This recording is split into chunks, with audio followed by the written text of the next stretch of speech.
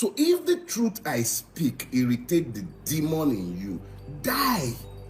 Because I ain't gonna stop until I die.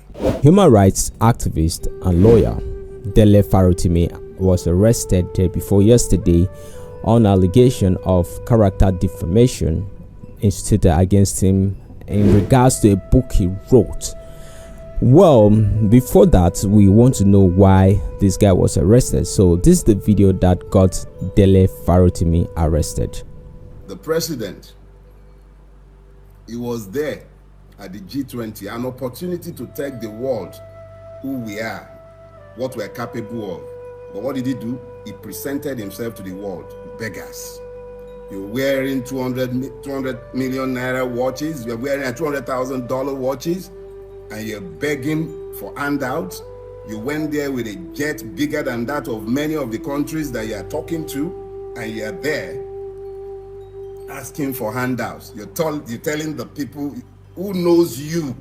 They see all your hidden accounts, all of you, from governors to obas to councillors to governors. They see you. He also said that what he's speaking is the truth and the power of the truth. The point I'm making is the truth might be an offense, but it is not a sin. When you are told the objective truth of your reality, assess the truth you have been told. Embrace the reality of that truth and then work to change it if you don't like it. In the video, he called the government demons who hate the truth. So here is the thing with you demons who get irritated when I speak. I am not a saint. I am imperfect. I am completely given to my carnality like each and every one of you. But unfortunately for you, I have an incurable inability to see the truth that affects us as a people and find an inability to speak it. That's my offense. He also called the government reprobates. I have a duty to stand as a witness against each and every one of the reprobates in high offices, in low offices, myself and my friend included. I have a duty to speak that truth, or I become as convicted as you all are in the evil that has overtaken us. So if the truth I speak irritate the demon in you, die. Because I ain't gonna stop until I die. Dele Farotimi said, Nigerians, we are in a country where there is no rule of law. If we were in a democracy, I'll be talking to you about democracy dying in darkness. But we're not in a democracy. We're not in a country ruled by law.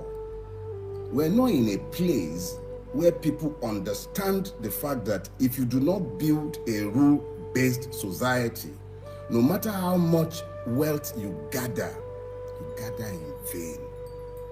You gather in vain. The first condition of the human spirit is the demand for justice. Additionally, he talked about the reason why he's been targeted. Because what I'm currently going through, which I can tell you straight away,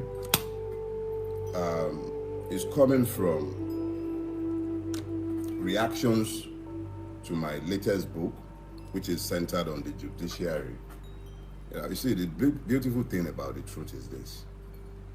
It is sufficient, both as a sword and as a defense. And the amazing thing is that when you tell the truth, every time you tell the truth in the service of the God Almighty.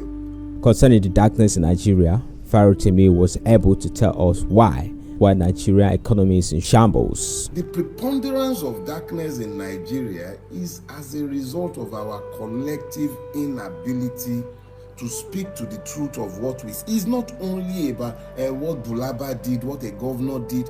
What about what you did? What about what the next man did? What about what you did that affected your neighbors? What about what the powerful man that you serve did and you helped him to do? The lies you helped him to tell, the lies you helped him to reinforce, the telling lies and you're helping them to repeat it, and then you're standing by it and you know these are lies. NSAS, for instance. NSAS. How many people spoke against their consciences. The last election, how many people spoke against their consciences? The only way to get out of this mess, according to Dele Farotimi, is I made it clear to you in the imperative of the Nigerian Revolution that the only way we can get out of the mess we are in is if we acted as a collective, have common ground and common purpose, and then walk. Because you can't do this by carrying guns. You won't. The system is happy when you carry guns. Work together to become citizens. That is what I said in the imperative of the Nigerian Revolution.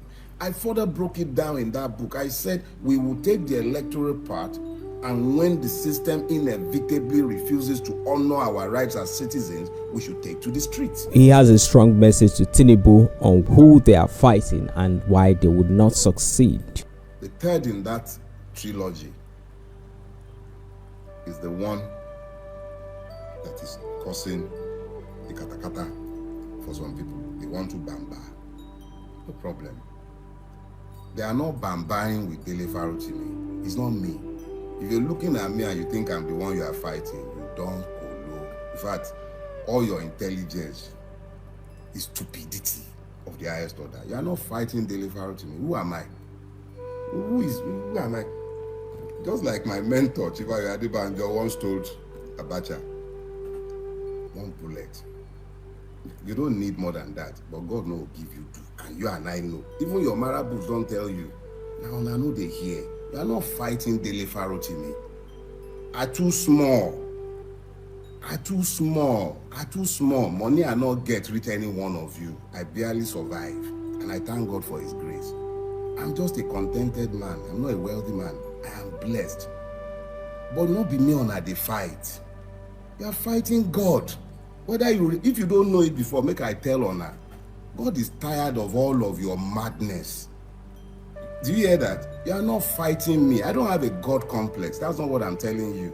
If you are so stupid that you can't get it into your stupid heads, whether the ones with gray hairs or the ones that are bald-headed and stupid, you're not fighting me. It's not me. Who am I? Who you be? Who I be? What if I take fight you? The one that has been busy running kitty kata kata from a kitty up and down the place, you want to carry me to do what? You go chop me if you carry me. When you are done carrying me, what would you do? You eat me. But before you go even catch me, you said go try. He had strong words. He called the government and those in government and those who oppress Nigerians stupid, and after that he had this to say. The truth that we spoke annoyed the demons in them, and because it annoyed the demons in them, they must silence me. What for? So let's be clear about something. I will not be silenced. In fact, you can't silence me anymore. See, that's the beautiful part of the game. So Dele Farotimi said he can't be defeated and the fight against him. But now reports have it that he has been remanded until December 10th, despite claiming that he did not defame anybody. He had his own argument that there was no defamation of character in the book he wrote. He spoke extensively about the book in the same video that we cut that, and if you stick to Naija News, we are going to bring that video. So people are raising questions: is this truly this clampdown on freedom of expression, press freedom by President Tinubu's administration? Is it called for, where we see a lot of pressmen being harassed and being silenced? But we are watching Dele Farotimi's case. We want to see how it's going to be.